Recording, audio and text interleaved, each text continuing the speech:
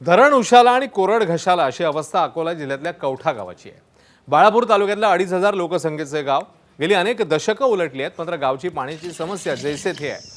गेल्या 10 वर्षात एबीपी माझाने अनेकदा या गावाचा पाणी प्रश्न सरकारच्या निगरगट्ट व्यवस्थेसमोर मांडला, मात्र संवेदनेचा दुष्काळ असलेल्या कोरड्या व्यवस्थेला पाझर फुटायचं काही नाव घेत नाहीये।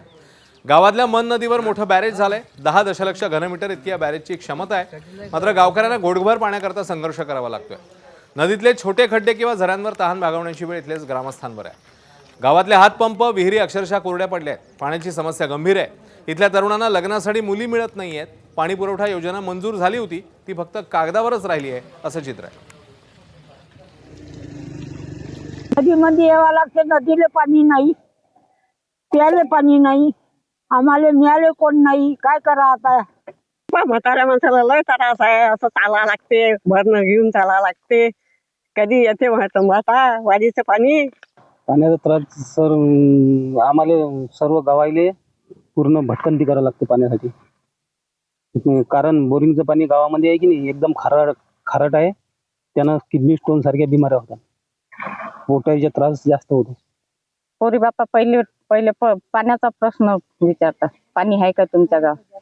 पाणी आहे बोर, पण खारं आहे, पियाचं पाणी गोड, नदीचं आणायला लागते डोक्यात, म्हणून पोरीचं काही देत नाही।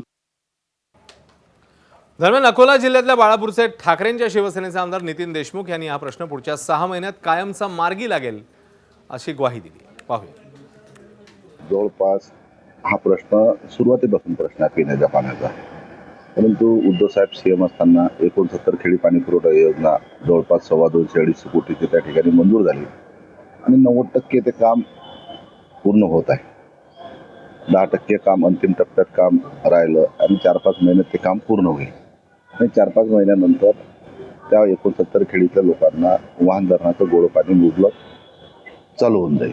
म्हणून राजकारणाचा प्रश्न नाही आहे, परंतु सत्ता असली तर निश्चितपणे त्या 64 खेडी पाणी पुरवठा योजनेला जी वाहन धरण पाणी आम्ही आणलं असतं। आता सत्ता नसल्यामुळे अनेक प्रश्न निर्माण होतात, अनेक अडथळे निर्माण होतात।